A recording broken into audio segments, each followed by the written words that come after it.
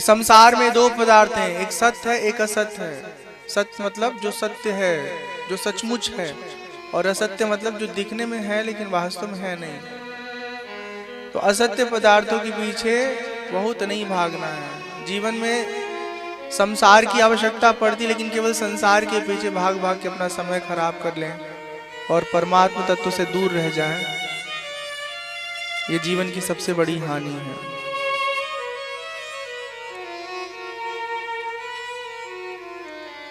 मनुष्य को चाहिए कि अपने जीवन में एक आध्यात्मिक गुरु बनाए और उसके साथ जुड़ करके अपने आप को जाने, स्वयं को पहचाने, अपने आत्मा के स्वरूप को अनुभव करे। ये बात अच्छे से समझ लीजिए कि जो हमारी आज पहचान है, जिसको हम जानते हैं कि कोई काला है, कोई सांवला है, कोई बड़ा है, कोई छोटा है, कोई लंबा है, कोई नाटा है, कोई मोटा है, कोई पतला है, ये हमारी पहचान नहीं है, देह की पहचान है। हमारी पहचान देह से इतर है, जिसका कोई न नाम है न रूप है, न आकार है न प्रकार है, न वो मोटा है न काला है, न छोटा है न दुबला है।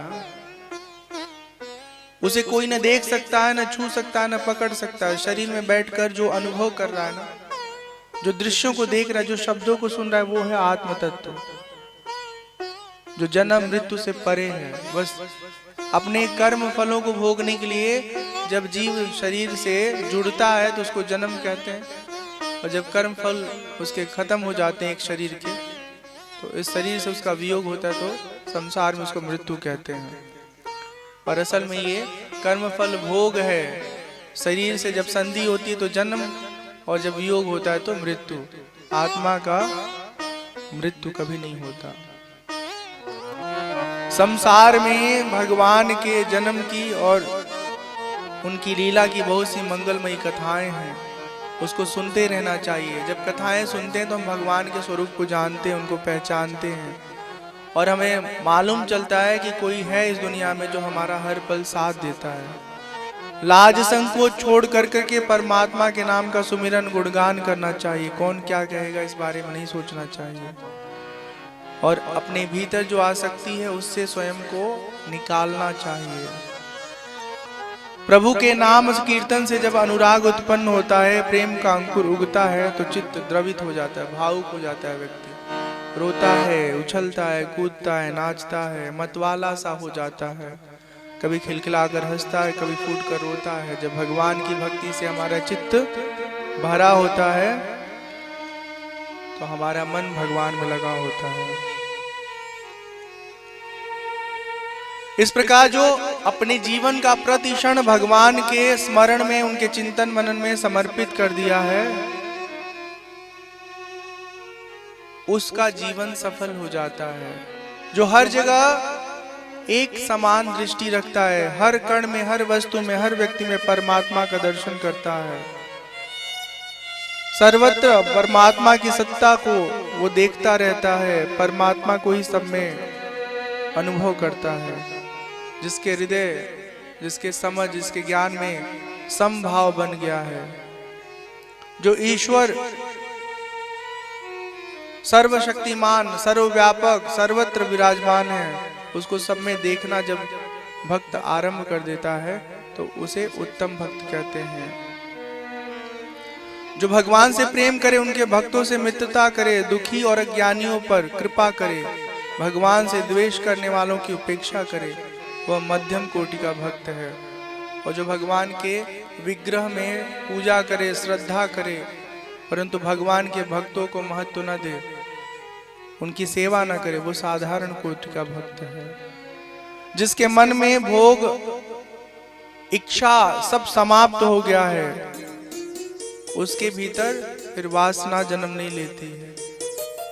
जो एकमात्र भगवान वासुदेव में ही अपने मन को लगाए रखता है, वो सबसे उत्तम कोटि का भक्त है। कि जब तक आत्मा का ज्ञान नहीं होगा, जब तक संसार का ज्ञान नहीं होगा, तब तक इन तापों से हम जूझते रहेंगे। बाह्य जगत में जो हम व्यवहार करते हैं, उस व्यवहार का हमारे चित्त पर असर होता है। जब ज्ञान होता है तो उससे हम प्रभावित नहीं होते हैं, और जब ज्ञान नहीं होता है तो हम बार बार उस घटना से आहत होते रहते हैं। यदि इस शरीर का किसी ने सम्मान किया, किसी ने अपमान किया, और हमको अपने आत्मा का ज्ञान है, तो सम्मान करते समय हम सम्मान नहीं लेंगे, अपमान जब कोई करेगा तो अपमान नहीं लेंगे। कोई 4 गाली दे दिया, हमको पता है वो हमको न देख सकता, न छू सकता, न पकड़ सकता, क्या गरियाएगा? गाली उसने दिया, उसके मुंह में पड़ा हुआ है, उसी के कान रास्ते उसके हृदय में गया है। हमारा नाम उमा शंकर है, कोई प्रेम शंकर बुलाता रहे। अगर हम बुरे व्यक्ति नहीं है, हमको कोई बुरा बुरा कहेगा, क्या टेंशन है, हम नहीं ध्यान ही नहीं देंगे। तो जब हम स्वयं को जानते हैं तब संसार में कोई भी व्यवहार करता है उठपटांग, उस व्यवहार से हम आहत नहीं होते हैं। तो आज की कथा में यही सब बातें मुख्य रूप से आपको सुनने को प्राप्त होगी कि हमारा चित्त कैसे शुद्ध हो। जब तक हमारा हृदय मन स्वच्छ नहीं हुआ तब तक भगवान की प्राप्ति नहीं होगी। अगर संसार के बुराई में ही हमारा मन लगा रहेगा, मन स्वच्छ नहीं होगा, परमात्मा की प्राप्ति नहीं हो पाएगी। एक और बात जान लीजिए अच्छे से, ऐसा नहीं है कि परमात्मा को कहीं से लेके आना है या कहीं पाने जाना है। वो हर जगह है, हर वस्तु में है, हमारे भीतर है, हमारे बाहर है, मंदिर में भी है और घर के दीवालों में भी है। प्रहलाद की कथा मैंने सुना ना, जब उसके पिता ने कहा भगवान आपका कहाँ है, कहाँ है तुम्हारे भगवान? प्रहलाद जी ने कहा हमारे भगवान तो हर जगह है। हिरण्यकश्यप ने कहा क्या खंभे में भी है भगवान? प्रहलाद ने कहा हाँ है। एक जोर सा प्रहार करता है गदा से हिरण्यकश्यप खंभे में, भगवान उसी में से प्रकट हो जाते हैं। अब दिक्कत यह है कि हम लोग मानने को सब मानते हैं, बस विश्वास नहीं करते हैं। जब तक विश्वास नहीं होगा तब तक परमात्मा का दर्शन नहीं होगा। जिज्ञासु को चाहिए कि गुरु को अपना परम प्रियतम माने, इष्ट देव माने, उसकी निष्काम सेवा करे, उसे खूब ज्ञान प्राप्त करे। कि परमात्मा को जानने का 2 मार्ग है, एक इति इति और एक न इति न इति। इति इति मतलब इसमें है भगवान, इसमें है भगवान, इसमें है भगवान, हर वस्तु में भगवान है, सब जगह वो समाहित है, ये तो इति इति हो गया। दूसरा इसमें ये परमात्मा नहीं, ये परमात्मा नहीं, ये परमात्मा नहीं है, तो फिर कहाँ है ऊपर? जो सर्वाधार है वो परमात्मा। जैसे हम व्यवहार में करें कि एक तो ये हो गया, माइक में भी भगवान है, डंडे में भी भगवान है, इस खम्भे में भी भगवान है, स्टेज में जो लकड़ी है उसमें भी वो घुसा है। ये इति इति प्रक्रिया हो गई। और न इति न इति मतलब कि ये माइक भगवान नहीं है, डंडा भगवान नहीं है, ये हाथ भगवान नहीं है, ये स्टेज भगवान नहीं है, ये धरती भगवान नहीं है, लेकिन जिस पर ये सब कुछ टिका हुआ है, जो सर्वाधार है, वो परमात्मा है। एक होता है कर्म, एक होता है अकर्म और एक होता है विकर्म। जो शास्त्र में करने के लिए बताया गया है वो कर्म है, उसको करना चाहिए, शास्त्र विहित कर्म करना चाहिए। जिसको कहा गया ये मत करो, जैसे झूठ मत बोलो, चोरी मत करो, हत्या मत करो, किसी को पीड़ा मत पहुंचाओ, ये निषिद्ध कर्म है, इसको नहीं करना चाहिए, इससे बचना चाहिए।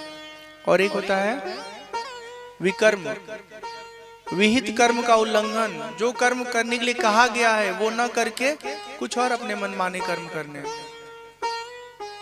जो इन चीजों का पालन नहीं करता है फिर उसका जीवन सार्थक नहीं हो पाता। जीवन तो जीता है पर जीवन का अर्थ उसको नहीं प्राप्त होता है। देखिए भगवान अनंत है, उनके नाम उनके गुण अनंत हैं, उनको न जाना जा सकता है, न उनके नाम रूपों को गिना जा सकता है। जब जब पृथ्वी पर अत्याचारियों का प्रभाव बढ़ता है, दुष्टों का प्रभाव बढ़ता है, परमात्मा उनके नाश के लिए समय समय पर अवतरित होते रहते हैं। जो भक्त भगवान को अपनी आंखों से देखना चाहते हैं, उनको दर्शन देने के लिए, उनके साथ समय बिताने के लिए परमात्मा लीला करते हैं। कामनाओं की सीमा नहीं है, कामनाएं अनंत हैं। अगर हम चाहेंगे कि कामनाओं को पूर्ण करके तृप्ति प्राप्त कर लें तो ये हमारे मन का भ्रम है। जन्म से लेके आज तक हम सबका ये अनुभव है कि जितना भी हमारा समय बीता है, जितनी भी हमारे अंदर इच्छाएं हुई हैं वो कभी खत्म नहीं हुई। एक इच्छा पूरी होने के बाद दूसरे तरह की इच्छा जन्म ले लेती है, फिर तीसरे, फिर चौथे, फिर 5वें। जैसे जैसे चीजें हमारे पास आती जाती है वैसे वैसे चीजों की चाह बढ़ती जाती है। हमको ये तय करना होगा कि हमें क्या चाहिए, कितना चाहिए और उन सब चीजों का जीवन में क्या करना है। जिस किसी ने तय कर लिया वो जीवन में आनंदित रहेगा। जिसने तय नहीं किया है वो इच्छाओं के प्रवाह में, चक्रव्यूह में फंसा रह जाएगा। यहाँ बताया गया है कि धन का एकमात्र फल है धर्म कार्य। संसार के विषयों का भोग खूब करिए, लेकिन अगर धन है और धर्म में उसका उपयोग नहीं कर रहे हैं, अच्छे कार्य में उसको नहीं लगा रहे हैं, सरोकार परोपकार, लोगों की मदद नहीं कर रहे हैं, तो उस धन से आपका जीवन सार्थक नहीं होगा। जब धर्म हम करेंगे तो धर्म के करने से हमारे भीतर तत्व जिज्ञासा होगी, परमात्मा को जानने की, अपने आत्मा को जानने की इच्छा होगी। और जब ये इच्छा होगी तो उस अनुसार हम साधन भजन करेंगे और हमारे जीवन में हमको मुक्ति प्राप्त हो जाएगी। मुक्ति के बारे में जान लीजिए। मुक्ति किसको कहते हैं? मुक्ति उस स्थिति का नाम है जहां पर पहुंच करके किसी संबंध में, किसी वस्तु में, किसी देश काल परिस्थिति में हम उलझे नहीं रहते हैं। भीड़ में होके भी हम सब भीड़ से आजाद होते हैं, सारे रिश्ते नातों में बंधे होने के बाद भी उन सबसे मुक्त रहते हैं। नहीं, जब ऐसी स्थिति नहीं रहती है तो हम उसमें घिस पिट के जीवन भर तबाह रहते हैं।